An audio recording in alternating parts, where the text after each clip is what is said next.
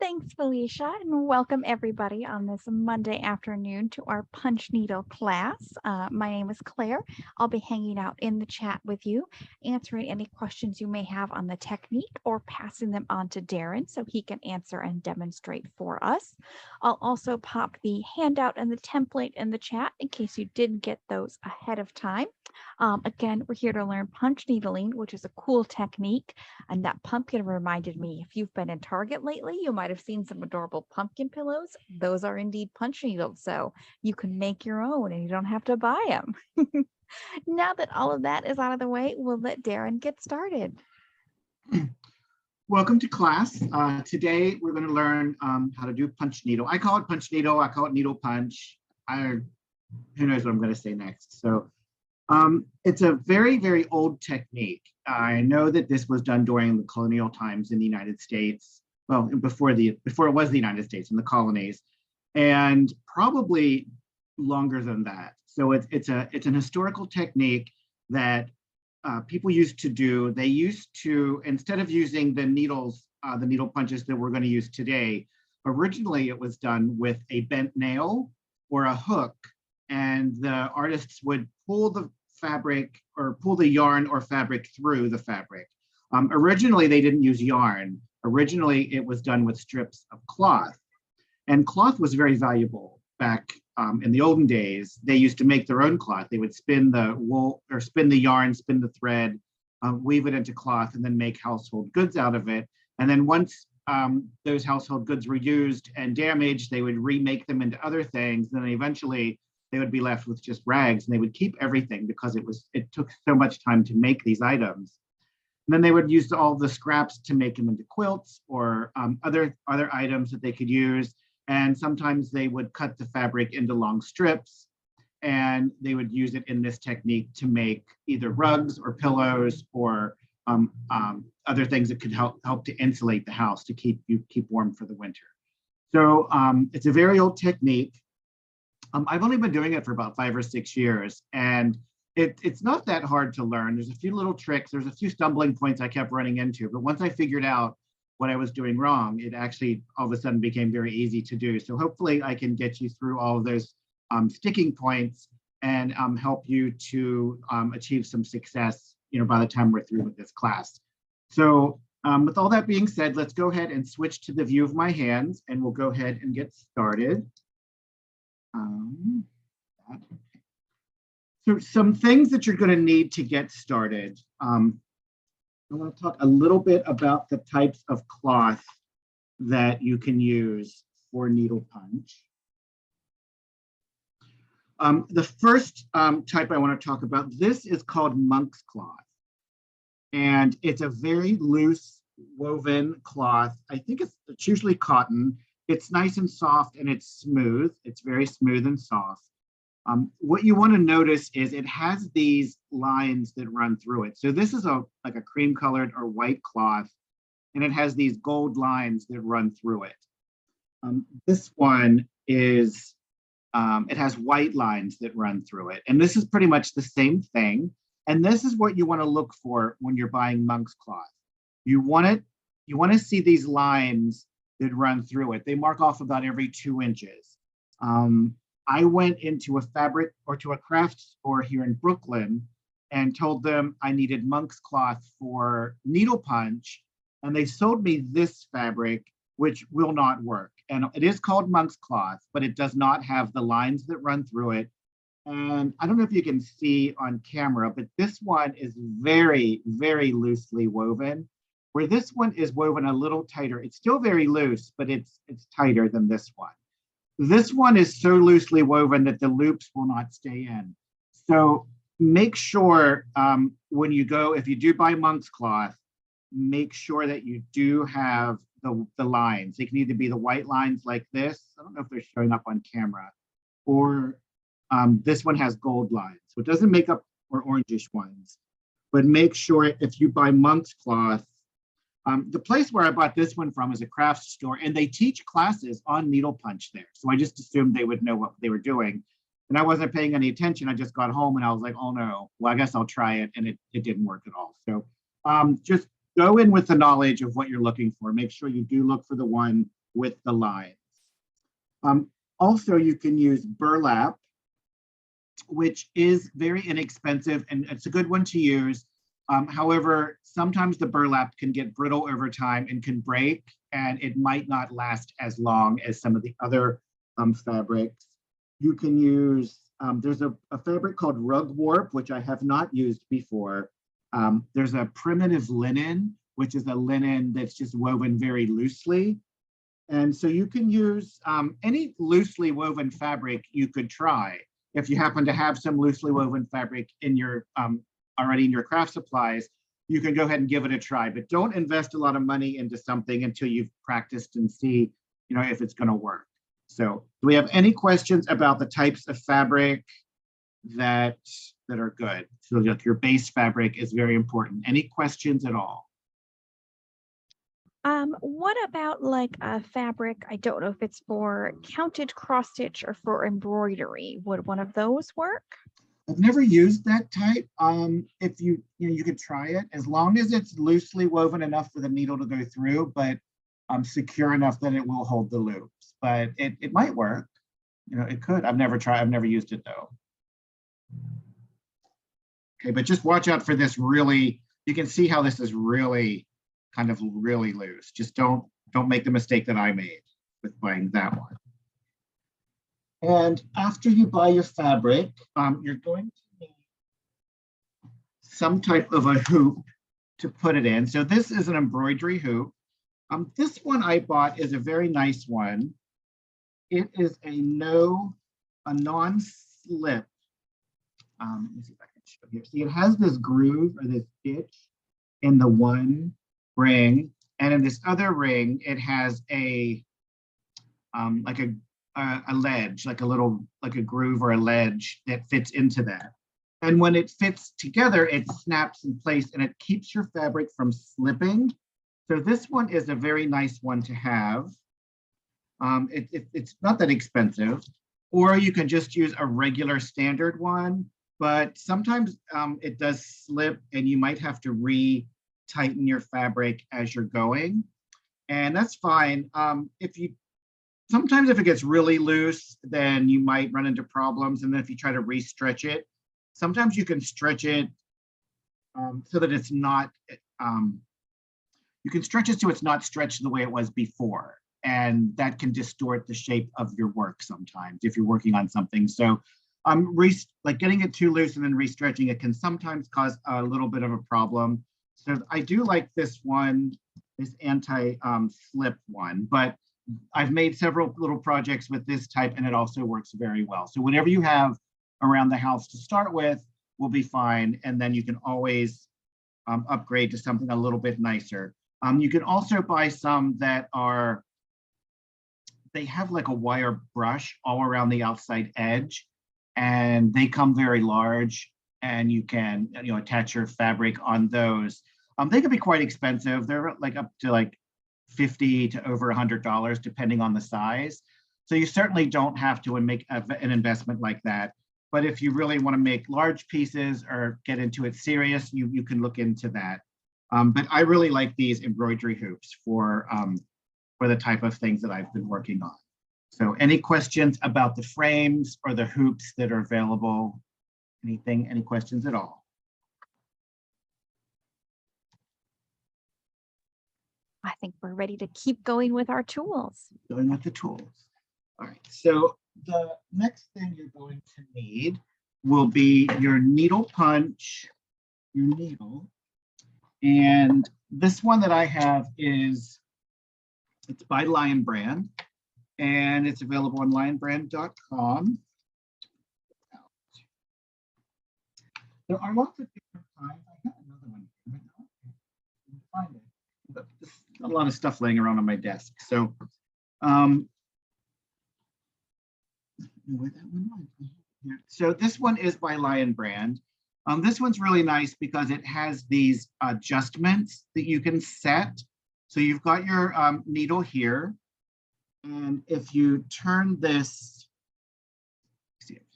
you can set it in different settings. And that's the longest setting. And I'm going to bring it up to the shortest setting. You can see it makes that needle very long or very short. And then that you can retract it all the way for safety reasons.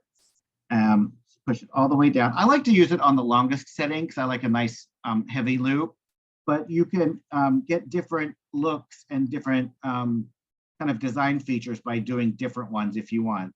So you could, like if you're doing a face of an animal, you could do most of the fur on the face on the shortest one. And then when you get around to doing like the ears or whiskers or like a tuft of hair on top of the head, you could do the longer one. So that might be really cute. You could get different effects and different looks by changing the depth of the needle. So that one's pretty fun. Other needles I've seen, and I have another one here, but apparently I've lost it somewhere. They're shorter and they don't have settings, but you can buy different needles that are different lengths and different thicknesses. So there's lots of different choices and different opportunities. So this one is the hook that I'm going to use today. You might need some needles or some pins, needle and thread. You're going to want a fairly sharp pair of like fabric scissors for cutting, a Sharpie, and then, oh, here's my other one. Here's some tape. So this one is made by Oxford. It's Oxford, just Oxford company, Oxford Needle Punch Company. And they make a lot of needle punch supplies and kits, and they have a lot of great videos online on YouTube as well. So this is another, so you can see they're pretty much the same thing. This one is longer and has the settings where this one is shorter. It only has the one set. I mean, it's just set at one length, but there are options to buy different ones in different lengths and different thicknesses. So just so you know, there are lots and lots of different options for the needle. Okay. Any questions? Are we ready to get started?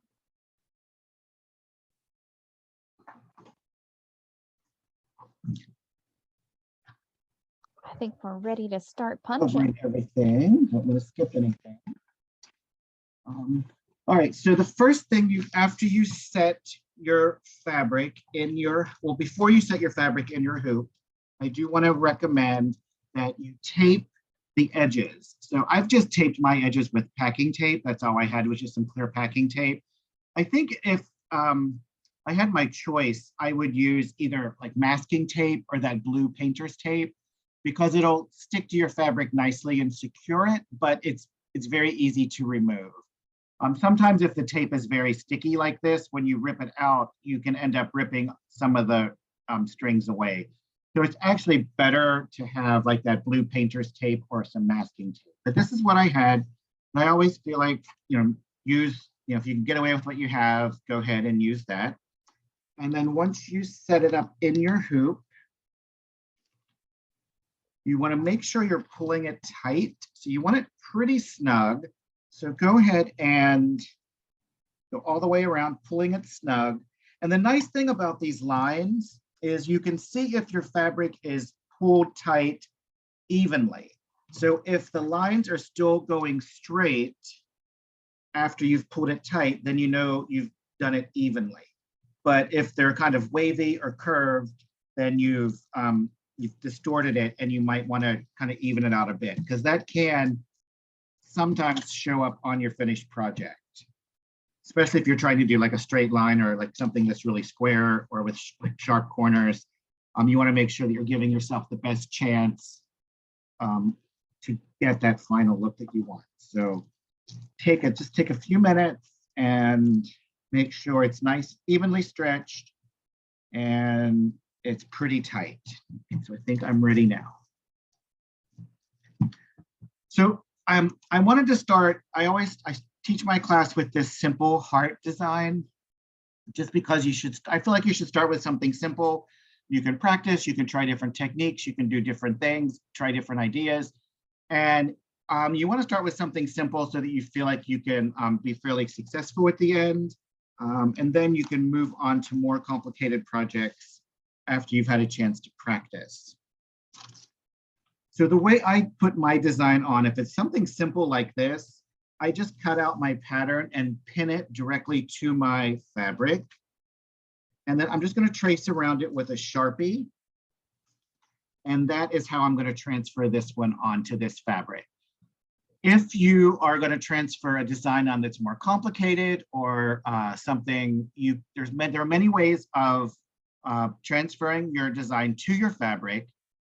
If you can tape a picture on like a sunny window and then tape your fabric in front of that. And then when the light shines through, it will shine, you'll be able to see the picture through the fabric and you can trace it with a marker. So if you print something off from online, or maybe you take a page from a coloring book, you can transfer it that way by tracing it through a sunny window. If you have a light box, which most people I don't think have light boxes, I certainly don't, but if you have a light box, it works the same way. You can buy transfer pens where if you can draw a design or trace a design with your transfer pen, and then you lay that face down on your fabric and iron it, and it will transfer it that way. And then when you take the paper away, you'll have your image, and then you can go over that with a Sharpie to kind of fill in any of the empty space. So there are lots of different ways to transfer your image to your cloth, but today I'm just going to do the most easiest, the simplest way.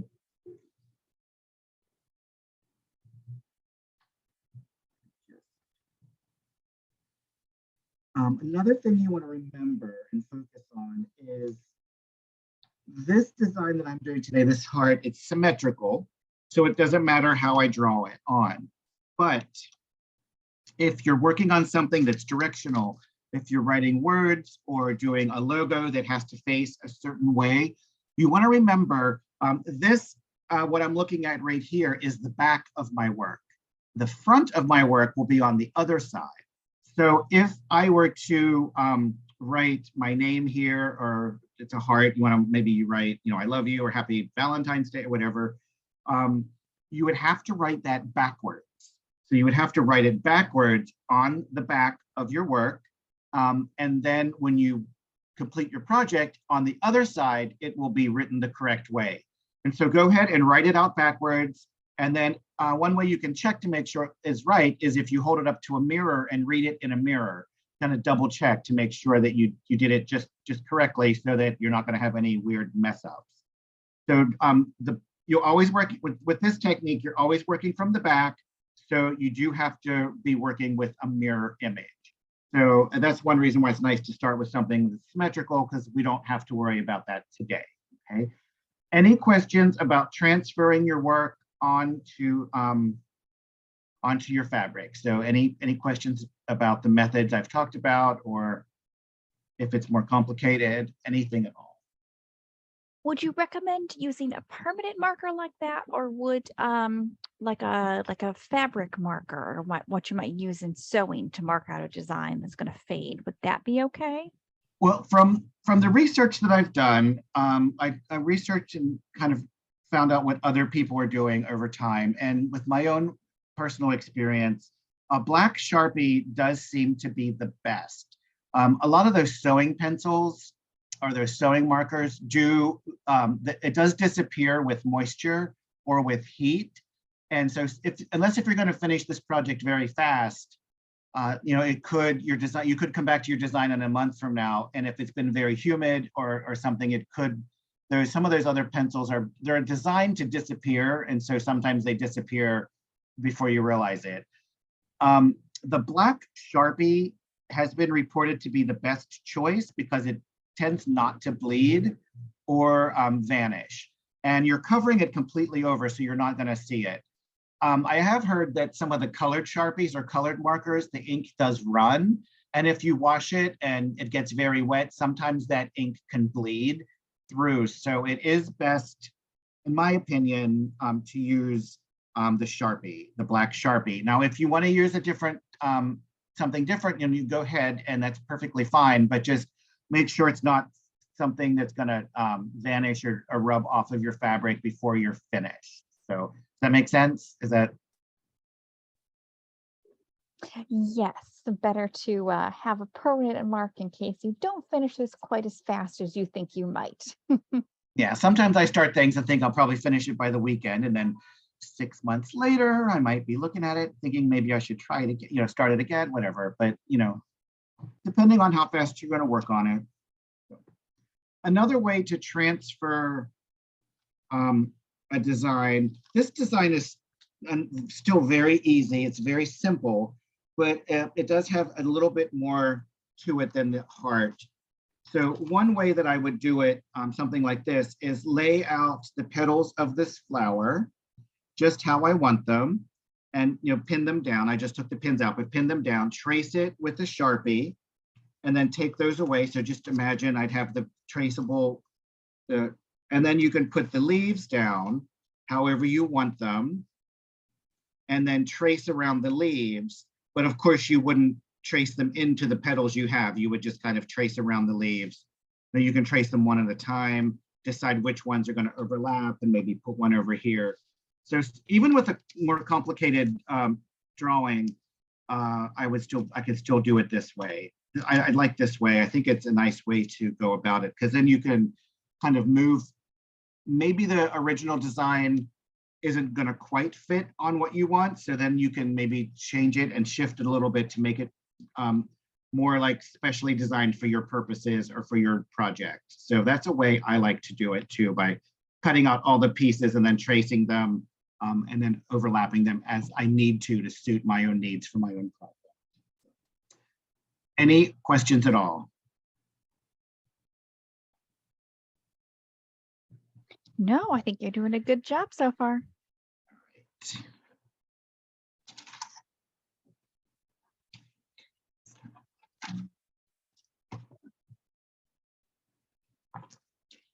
Oh, lost my, hopefully you're better at keeping track of stuff than I am.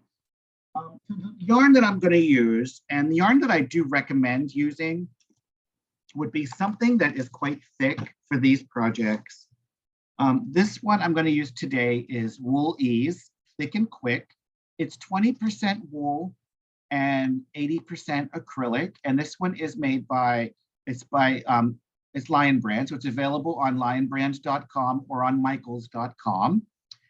It's a very nice thick yarn. It's soft. It comes in a lot of great colors, so it's good for projects like this.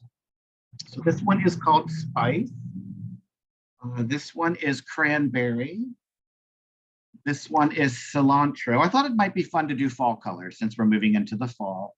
And then I have a navy one. So we use some of these colors to make it more fun for fall. And instead of a heart, maybe you'll do a pumpkin or a witch or a skeleton, something for Halloween. That might be fun. So, but I would recommend using a yarn that is more thick, like a number 6, maybe a number 5. I think a number 4 might work, but you don't want to go any lower than a number 4. And if you're using a number 4, you might want to use 2 strands held together to make it a little thicker.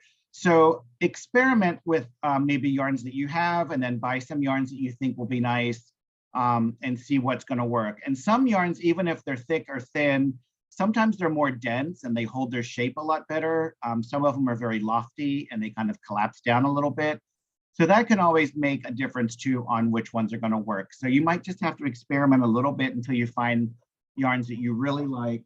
But I've worked with these and I know that the Wool Ease Thick and Quick. Also, this one works great. This Lion Brand Hometown Bonus Bundle. And it comes in a lot of really great colors too. So I love this. This one works really well.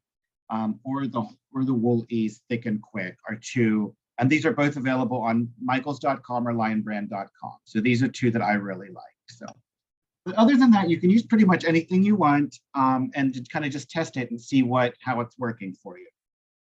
Any questions about yarn choices?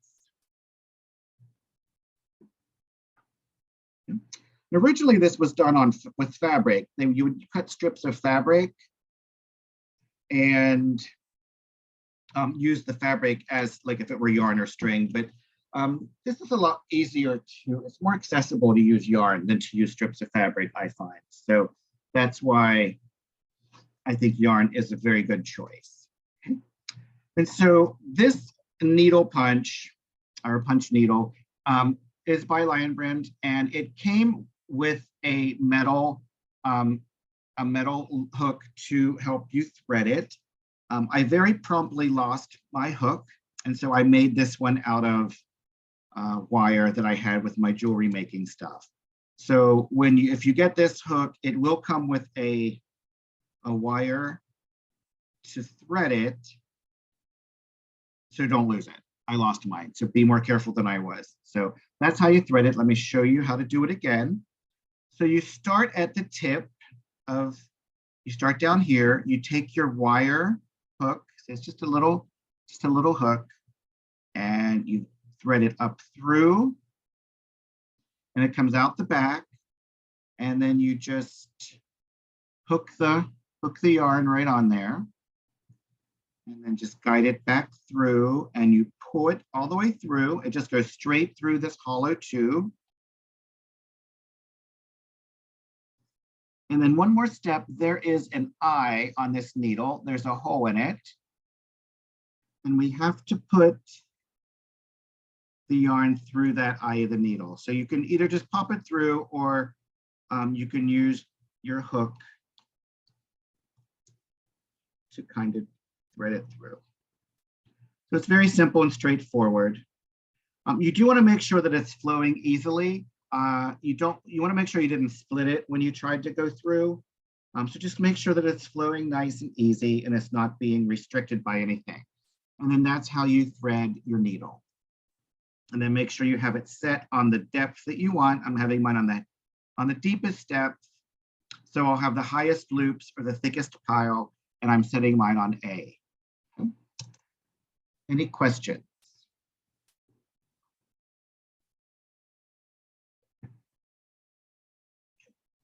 All righty.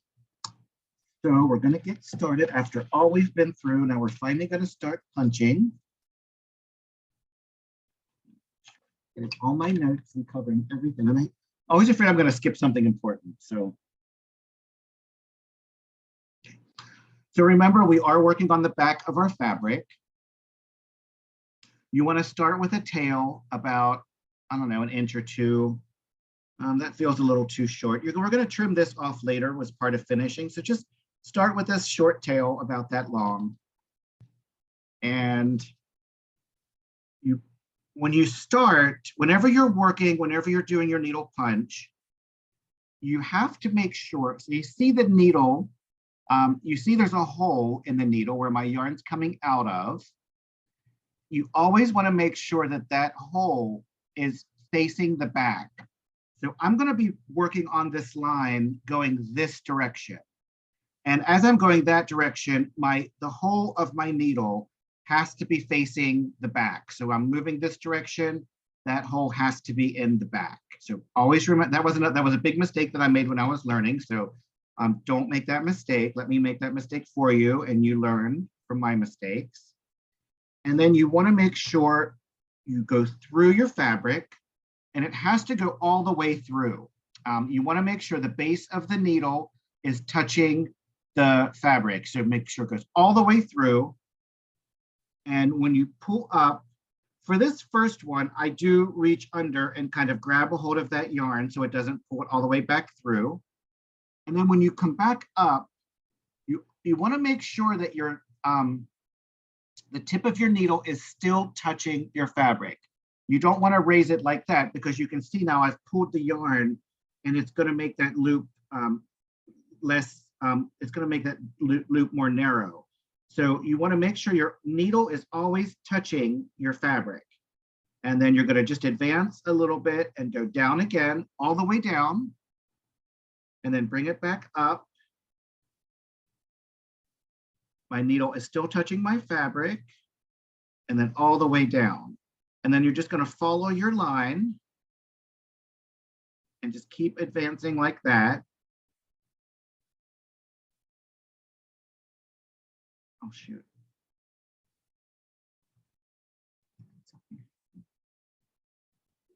Sorry, something happened to my computer.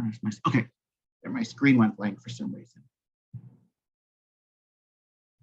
And so you're just going to be moving along like that. Another thing you have to do is make sure that you wind off a couple of yards of your yarn and have it so that it's ready to be used. You don't want any tension or any anything inhibiting your yarn flowing, you want to make sure it's flowing very smoothly without any restriction. Otherwise, you'll run into problems. So even if you're pulling it from like a center pull skein and you feel like, oh, it should be coming off very smooth without any restriction, it's probably more restriction than you think. And you'll when you do it, you'll realize it's better just to have a couple of yards pulled out, available and ready to use without any problem. All right. And then you just keep following your line. So you're making sure that my yarn is coming out of the eye of the needle, is always in the back, and I'm progressing this direction. I'm going all the way down, which is very important, all the way back out, but still touching my fabric. You don't want to do this type of thing, or else, see, I'm pulling it out. I'm pulling my loop out. So if you find yourself doing that by mistake, go ahead and pull that loop out and kind of pull the slack back up into your needle, and then go ahead and give it another go. Okay. Any questions? I can start this again and we'll keep going. How are we doing, Claire? I think we're doing pretty good. So if you do make a mistake where like you pull it up too far or you accidentally change the loop size or something, how easy is it to rip back out if you have to? Ta-da, just like that. And the great thing about this is it doesn't make, see, I've got these holes now where the fabric's been kind of distorted and played with. That doesn't make any difference, because once I push the yarn back through, it's going to fill in those spaces. So if you make a mistake and you rip it out, you can give it another go. If you keep doing it over and over and the fabric really starts looking kind of ratty, if you steam it or kind of get it wet and let it dry, or just maybe kind of comb at it a little bit, so you can see it's already filling right back in. So it's a very forgiving art form. If you decide you don't want to do a heart, or you can draw a complete different design over this, and it's not going to show because you're going to completely cover it up. So you can change your mind. You can do whatever you want. If you decide you want to use different colors or whatever. So let me go ahead and get started again, show you how to get it started. You want to leave a tail just about that long, maybe 2 inches long. You don't want to waste your yarn. Just push it all the way through. And then when I'm starting, I usually hold that tail and then just go all the way through, back up. My needle is still touching the fabric.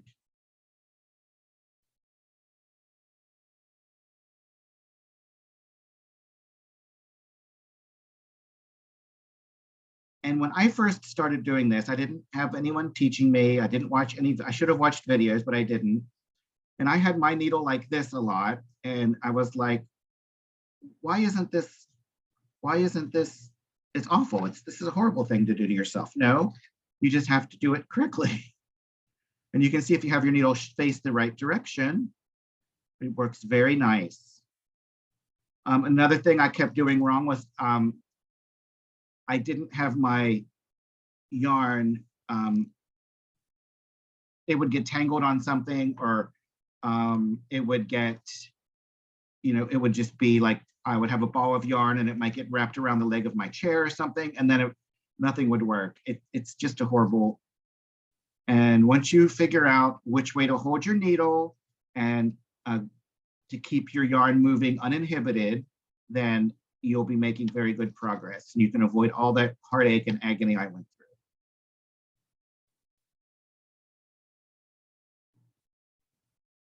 through. Okay, any questions? It actually goes pretty fast once you get started, once you get the hang of it.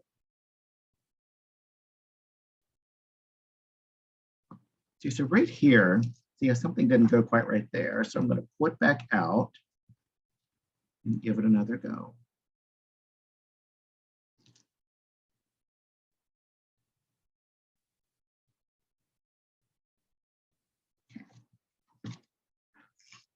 And then this is what it looks like. So see, there's something going on. My loops weren't real even. So sometimes when I'm teaching, I'm not always paying as much attention as I should be when I'm talking. So, but you can see it gives you a very nice texture, and it's a lot of fun to work with. And if it didn't work out quite so right, you just rip it out and give it another go. Any questions? Any questions at all?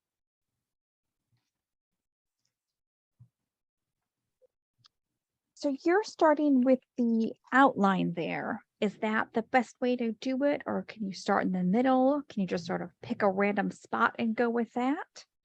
From technically, you can do anything you want. You can start in the middle. You can start. You can go in. You don't have to go in a straight line. You could go in any kind of design or pattern that you want to go in. But if you do the outline first and kind of define the space that you're working with, then it seems to go a little better. I'm going to talk a little bit about the tension and how close together your stitches should be in a few minutes. But if you make your outline a little more dense and you have your stitches a little more close together for the outline, then it kind of defines the space better, and it will give you a more crisp line, especially if you are going to be writing words or doing something very detailed. Then you might want to do that outline first, make it a little more dense, and then it will give you a nice, good, crisp definition. But of course, you can do whatever you want. You don't have to follow any rules, which is my favorite part.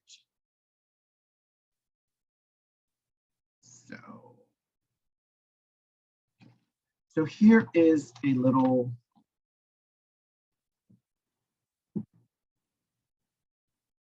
I have this little ruler, and working with inches. So if you want to count, you want to have on your edging, it's kind of a goal to have about 6 stitches in an inch. And that will give you a nice, you wouldn't want much more than that with yarn this size. So I have 1, 2, 3, 4, 5. I have 5.5. So I could make mine a little bit closer together. So here I have 1, 2, 3, 4, 5, and maybe a half again. So mine are pretty good, but they could be a little closer together. And then once you are working on the center of your work, then you really only need your stitches to be about 4 inches or 4 stitches in an inch. So they don't have to be as close together or as tightly packed in. So now that I've said that, then of course there are always exceptions to every rule.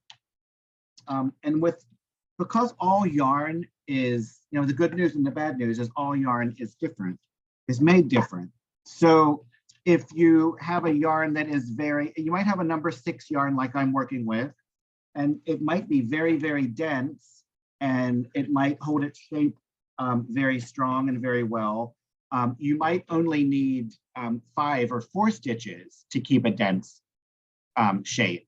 But if you have a number 6 yarn that might be very lofty and very fluffy and very soft, it might need maybe 7 stitches to make a nice dense outline. So depending on the shape of your yarn and how thick it is and how dense it is, you'll have to make some adjustments. And that'll be something that you'll learn as you're practicing.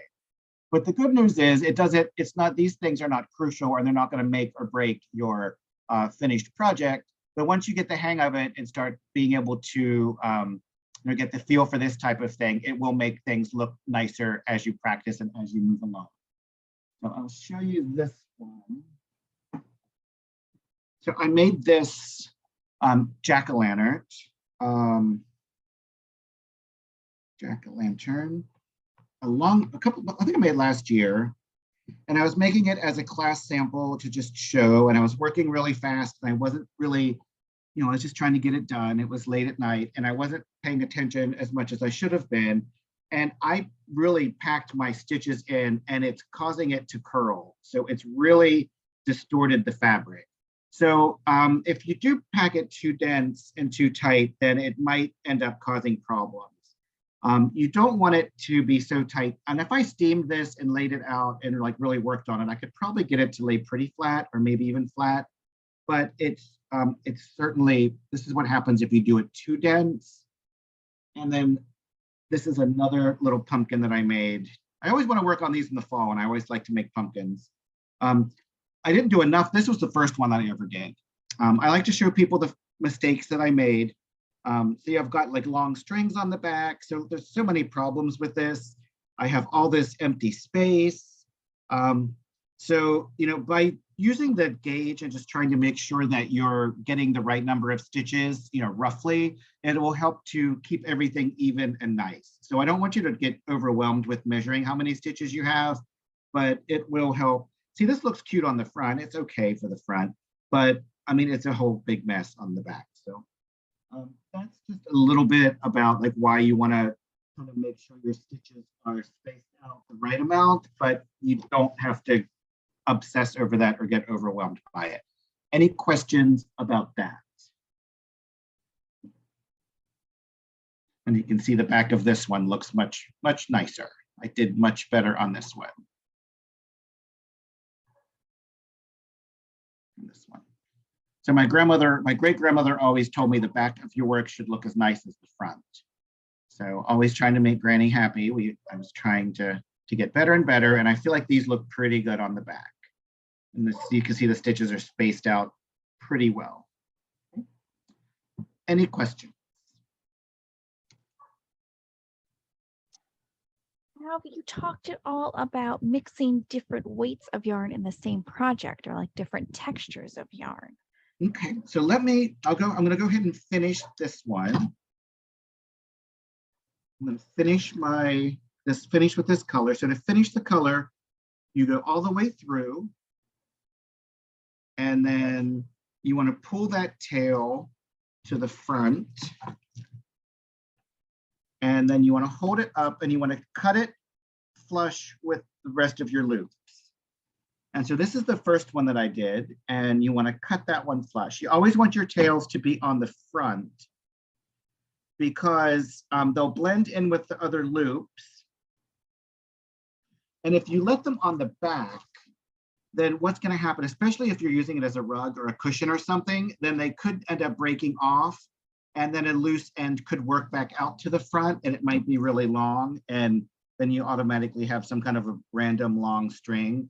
And if you're giving these away as gifts or selling them, then you don't want that to happen. You want to make sure that it remains very nice when it is when it's finished. You don't want any like random long strings showing up. So I only have yarn today that's all the same. So I don't have different textures or different weights to use, but I think it is a very good idea to use yarn that is a different texture or different weight. You could use very, very fuzzy yarn, something like with mohair, or like a fuzzy Angora or something. You could use a really smooth, kind of like a cable plied yarn. It will all give you different looks, and you can achieve different almost be like think about painting. Like when you're painting, you can achieve a different look with different brush strokes and different ways of working with the paint. So this could be considered the same thing with different fuzziness or different textures of yarn. You could use that in your to your advantage by creating different textures and different shaping and shades within your drawing. So I think it would be a very nice way to do it. What do you think, Claire? Yeah, I think that could be fun, especially if you've got just like little bits of a novelty yarn left over from a project or something. Use those to add some more dimension to your project. Yeah, look, now I'm threading my needle wrong. Every now and then I want to do it wrong. So do it the correct way. Some novelty yarns, however, do not like to go through the needle. So don't buy a lot of it, planning a whole project out around it until you've had a chance to test some of them. Some of the real furry ones, real fuzzy ones, sometimes they get hung up and they don't want to move through the needle and through the fabric very nicely. So, but a lot of them do. So just kind of double check before you get started. Don't buy like a whole bunch of yarn thinking it's going to be great and then it not working at all. So I'm going to start another color.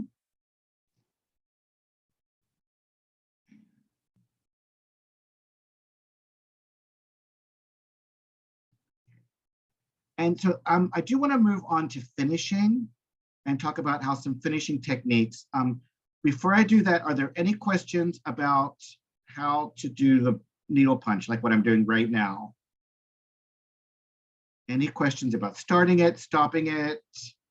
Is anyone trying it as we're going? Are they having problems? Can you just demonstrate real quickly what the different lengths of loops with that tool are? Let me go to the shortest one so we get the most drastic difference.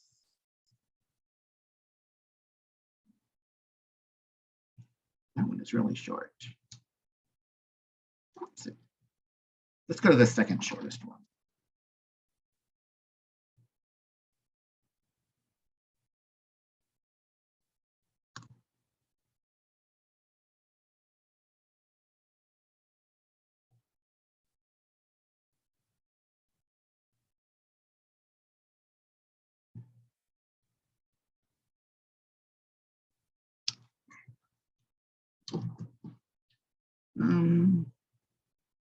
You can see it is shorter. I was pushing it through. Oh, looks like some of them are longer. So usually, did it stay? It stayed. Let's go back to the D and get the most extreme difference we can get.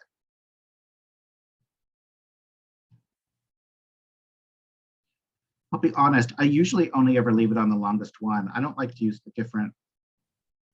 Do you think you'd use the different lengths, Claire, or would you use? I just like the longest one. Oh yeah, I think it would be fun to mix lengths in the same project because then you could get like a little bit more sort of three-dimensional effect to it. Yeah, I'm boring though. I just like to be boring.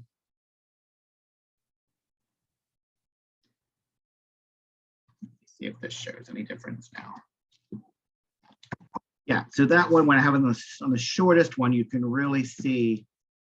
I don't know if you can see it on camera or not. Does it show? It looks, it's very, on the shortest one, it was giving a very extreme difference.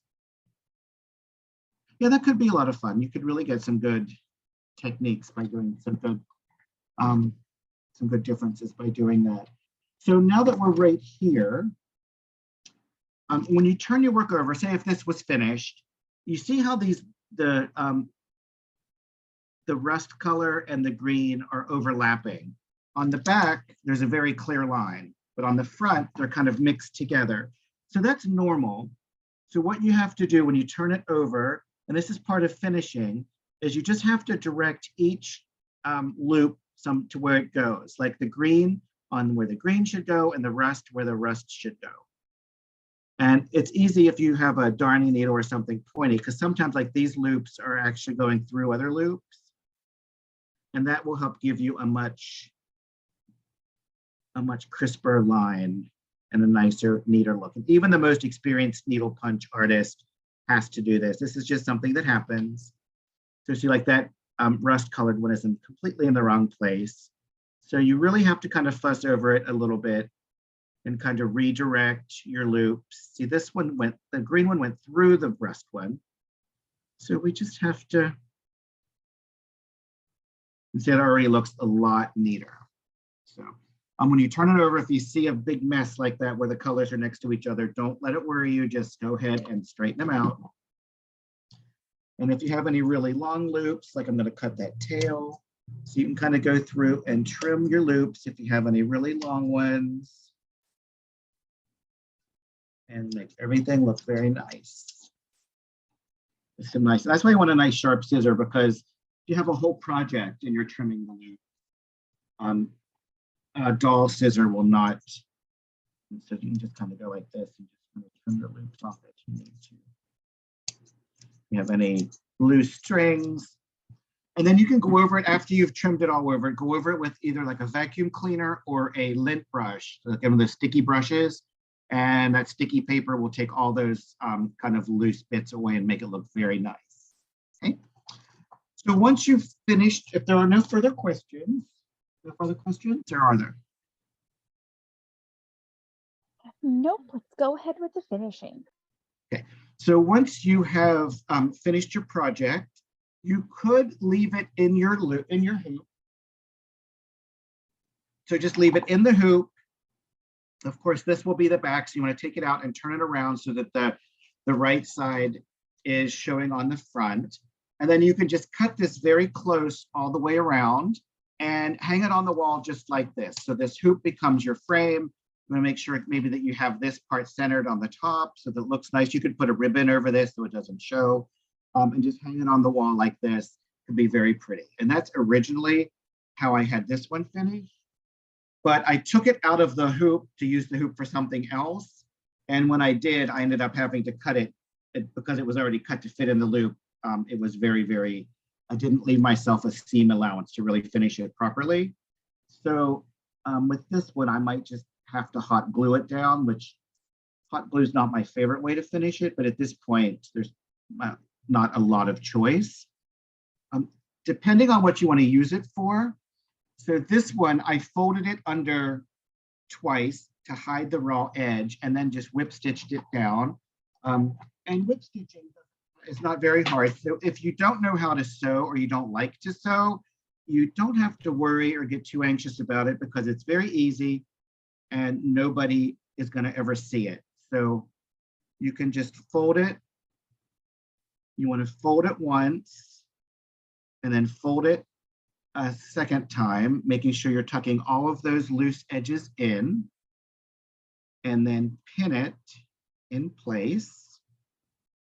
And you do want to think about how your edge is looking. So you want to make sure you don't want the fabric to show from the right side. So make sure you're getting a nice edge.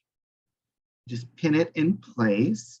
Now, if you really hate sewing and you're just not going to sew and you just know you're not going to, don't worry about it. You can glue it. You can hot glue it in place and that'll be just fine and nobody will ever know and it'll look just as nice. So, but if you just don't like to sew and maybe you're not very good at it, this is a good opportunity to practice because even if you don't do it very well, the seam is, nobody's ever going to see it. So you can practice and get better each time. And so I just have a basic needle and thread. I'm going to quickly show you how to kind of whip stitch it into place. And then once you've secured your edges, you could turn this into, like you could sew this on the back of a jean jacket to make a patch. You could make it a little bit bigger. My grandmother used to have things like this on her dining chairs as a cushion, and it was a little bit bigger than this, but that was very nice. You could turn it into a pillow. You could, what would you do with it, Claire? What do you think? I think probably a pillow or a cushion, like you said. I think my mom also had those same sort of cushion chair covers growing up. Everyone had those. I don't think they were homemade. I think they were mass produced, weren't they? They look homemade. I'm thinking they were probably mass produced. Yeah. So I'm just gonna whip stitch this into place. Since my knot didn't go through, I'm gonna go through hold it that way. And again, if you don't like to sew or you're not good at it, you don't even have to try very hard. You don't have to, I'm not even trying at all. So, I mean, you're never going to see this again. And from the front, it's not going to show at all. And from the back, it really doesn't show. So don't worry about it. Nobody's going to double check it. And of course, it is nice to try to make sure your work is as neat as possible. And you want to take pride in your work. So do try to make it as nice as you can. But, if it's not, the next time you do it, it'll be a little better. Perfection is your enemy. You want to make sure you're doing the best you can. But if you're waiting for it to be perfect, then you'll wait the rest of your life because nothing's ever perfect, right? So it does not have to be perfect. See, look, I was trying there to make it pretty nice, but look, what if I just do, and if you're doing big stitches like this, maybe you'll give it a second pass. You'll go across, then back again, and then it'll be fine. But see, like I was really trying to do a nice job right there, and here I was being sloppy, and it doesn't look much different. So I had people, when I talk about a technique and then I say, oh, and then you have to finish it off by sewing, they're like, oh, I'm not doing that. I hate sewing. So I'm always afraid people are going to feel that way. I love to sew. I think it's fun. A little bit of hand sewing on projects. It's actually, you know, it makes it fun for me. But if you hate it, you could just hot glue it, or the only way to, other way to finish it would be either be to sew it or hot glue it. Now, if you are going to use this as a rug, you would want to get some rug adhesive from like a hardware store and just completely cover the back with rug adhesive. Use a putty knife or a big spatula like type thing for hardware. Cover the whole thing and let it dry. And then you would want to put a backing on it for a rug, some type of non-slip rug backing that, you know, you're not trying to, you know, set a trap and make people slip on your hardwood floors and fall. You want to make sure you're very careful. Something that has a grip on it. I'm pretty sure they sell stuff like that, don't they, Claire? Like a non-slip rug backing is what I feel like it should be get called. like a rug pad or something to put under Yeah. there. So you want to safety first. You want to always make sure you're being safe. But then other than that, once you get the edges secured, you can do lots of different things with this. I had my pillow, when we turn it back around, I made this rabbit pillow. You can see under this camera, but and then the back of it, I just hand sewed it together, and you really don't even see the seam because the yarn kind of covers it. I mean, I did a fairly neat job, but you know, it's pretty good. So that's the pillow that I'll show it when I turn the camera back around, but that's pretty good. And then if you are using 100% wool, what you can do is you can steam this whole thing, and as it steams, the wool will kind of bloom. It kind of swells up and kind of blooms, and will hold everything in shape and then hold it into place nicely. And if you kind of lightly felt it on the back, you can get it wet, you can kind of lightly felt it, then that it will really hold into shape very nice. And over the years, just by it being used, it might end up felting a little bit. Now, this one that I did right here is 100% acrylic. And what I did to finish this one, I did steam it. Now, when you steam acrylic, you have to be careful because it can melt. But I put like a t-shirt or a thin cloth over it. And then I put my steam iron on it, which is like steam, steam, steam, steam, steam, and took it away that fast. And it kind of melted them and kind of singed them in place, which makes me feel like it's securing them a little bit. So you could do it maybe a second time or a third time. You don't want it to like really singe it or really melt it, but you just kind of want to steam them in place very carefully. But then on the other side, it doesn't show up at all. So even if you do kind of singe these or scorch them a little bit, it'll hold it into place nicely. And it helps it to lay flat. So even with this one wasn't laying 100% flat, but after I steamed it and laid it out flat, it was much nicer. And so this one I did not steam. And you can see it's curling a little bit, but if I were to lay this out and steam it, I could get a nice flat look. So you can kind of see the difference between, see, these kind of look flat on the back because I steamed them. I don't know if it's showing up, whereas this one still has more of a three-dimensional look. So any questions on finishing and options of like things you can use them for after they're finished? We do have a couple quick questions. Back to that heart one, can you just show the difference between sort of the back side and the front again? I think there was a little confusion on which was which. Yeah, this is the back. I mean, it looks pretty nice, though. You could probably use this as the front if you wanted to, but this is the back. And then if you can feel it, you'll feel the difference. The front is more like a rug or more like a carpet. It has that nice nap and that thick, that kind of pile. And then this is, you know, I try to make my back as nice and neat as I can. And I think that looks pretty good. You could use it either way. Whatever way you like better is the front, right? Whichever way you want to use as the front, here's your front. That's what I say. Exactly. And then Shelly has been punching along with us. So it says, my yarn just keeps pulling, just pulls completely out. It doesn't seem to catch.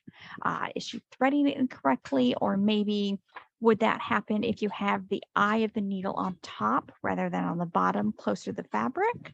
That could happen. When I first started, I was running into that problem. So a couple of things could be happening. The fabric, it might be the wrong fabric. That's a hard lesson to learn. It's really sad when it's the wrong fabric because there's really nothing you can do about it. But just make sure that the eye of the needle is, so in this situation, I'm going to be moving away from myself. So I want the eye of the needle facing me and the opening of the needle going away from me. I'm pushing all the way through and I'm pulling it back. And if you want to, sometimes on the front, as you pull your needle back, you can kind of hold that loop in place with your finger until you kind of get the hang of it. So sometimes if you use your finger to kind of anchor that loop, when you pull your needle back up, it might help it to stay in place. But one thing, and this is going to sound really silly, but one thing that I found was my biggest problem when I was learning this was that my yarn was not flowing uninhibited and unrestricted. So even if it's coming, so like I've got this ball of yarn, this pool skein, and I'm pulling it from the center, and it seems like if I were knitting or crocheting, that's fine. That's beautiful. It's perfect. It's coming out nicely. But for needle punch, that is too much restriction. That is going to cause problems, and it will keep your loops from staying in. So go ahead and pull out a couple of yards and make sure they're kind of laying on the table beside you.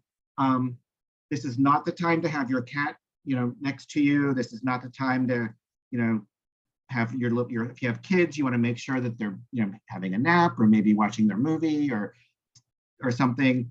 But you want to make sure that nothing is touching your yarn and that is coming to you very, very smoothly, uninhibited. That's probably the biggest lesson I had to learn.